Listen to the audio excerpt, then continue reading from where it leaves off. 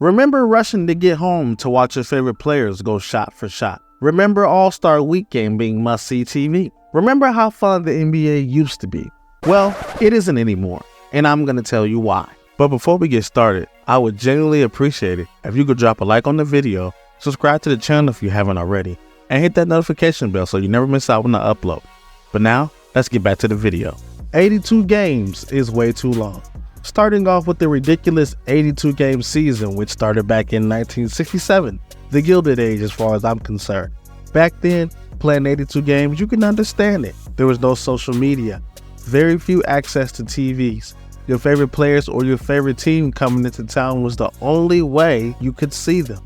It was a big deal back then.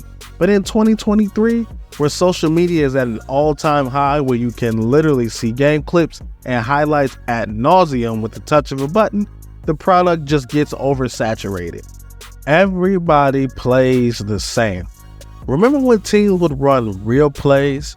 Remember when teams ran actual offenses?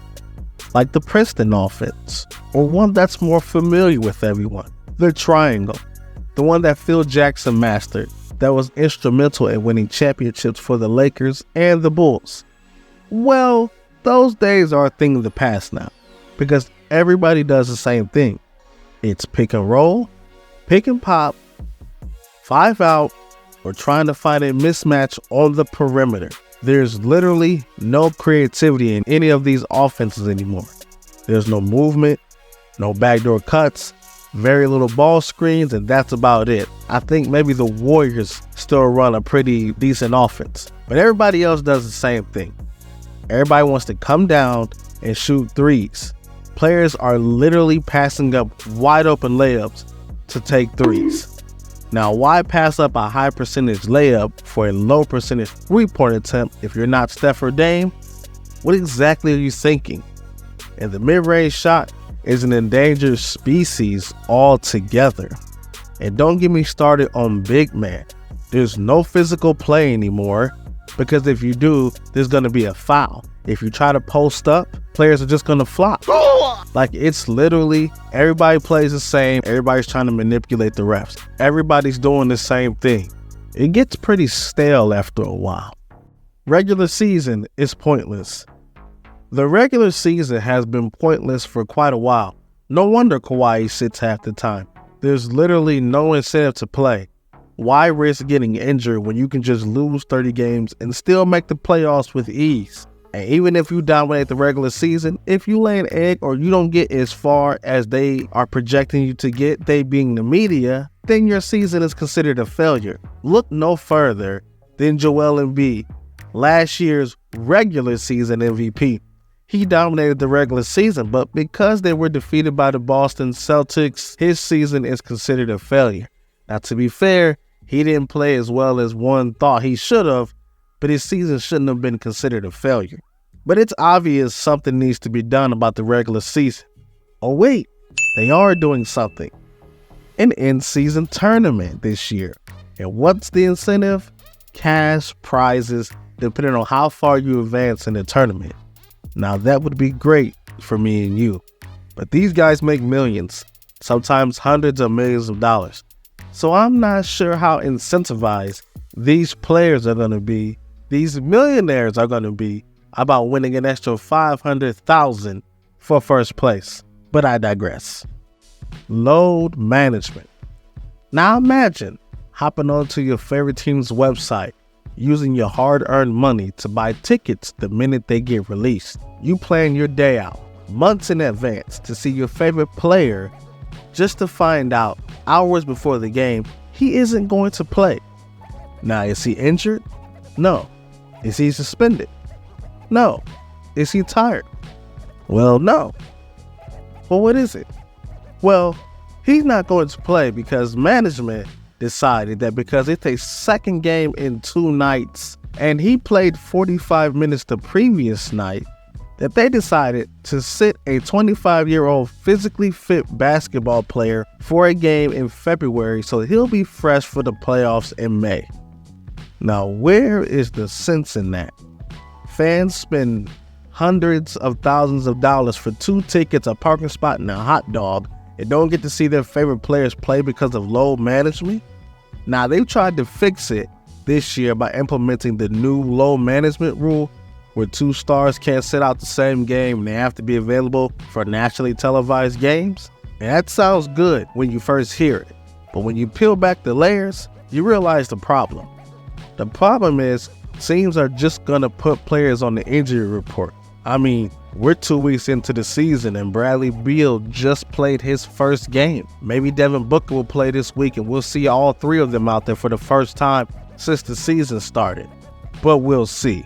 But that's my point.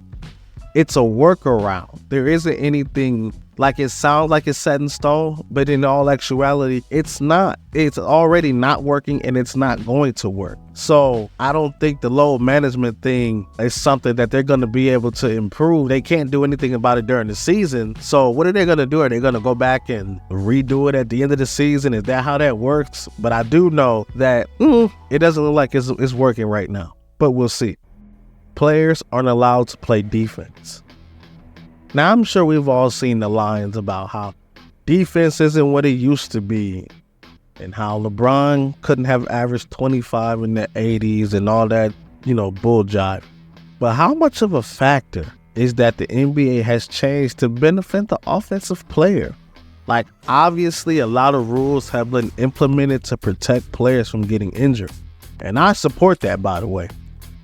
But outside of, the whole anti-flopping rule, it seems like the NBA wants higher scores and less defending.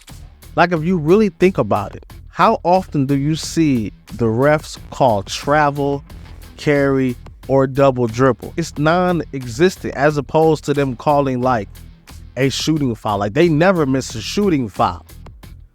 So it's kind of hard to not believe that the NBA wants more scoring. And I get it, it's entertainment. At the end of the day, you watch basketball for offense and you like to watch defense. If everybody goes down the court and just scores, there's no fun in that, right? What's the point in watching that? You could just go outside and, do that to some little kids. You know what I mean? I'm not expecting lockdown physical defense in today's league. And I'm not calling for the Bad Boy Pistons era defense and their Jordan rules and all that. No, not that. What I'm saying is, it's nice to see when the referees allow players to be a little physical on the defensive end. Because at the end of the day, you watch basketball for the offense and the defense. Even if the offense is what gets you there, you're still watching for both. I would like to see a little bit more of that in today's NBA. But that also brings me to my next point, the officiating. Officiating has been controversial for as long as I can remember. Every fan base feels like their team isn't getting calls that they feel they should get. And the refs get an earful from the fans on a nightly basis. And sometimes rightfully so. But what we have to understand as fans is that the refs are seeing these plays in real time, in real speed, just like we are. But that's not the problem. The problem is consistently missing obvious calls, calling a foul what they think is going to happen out of anticipation. For example, a player goes up for a layup, the ref that's right on top of the play doesn't call anything because there's no reason to call, there's no contact. Meanwhile, the referee who's 90 feet away with a player blocking his view comes down and makes the call. You're like, wait, how did he see that? Well, because he's anticipating there's going to be contact without actually seeing if there's contact. There's so many calls that decide games that either don't get called or that are egregiously bad. And there's no backlash or punishment by it from the league. I know that people say LeBron cry a lot, but if you watch, he get hacked so much. The refs literally don't call it. Why? Because he's bigger? Because he can take it? If he's getting fouled, he's getting fouled. It can be quite ridiculous sometimes. And the fact that there's no obvious punishment to the referees from the league that we know of, it causes fans to believe that the NBA at times can be a little scripted, which would no doubt take the fun out of the game that we love.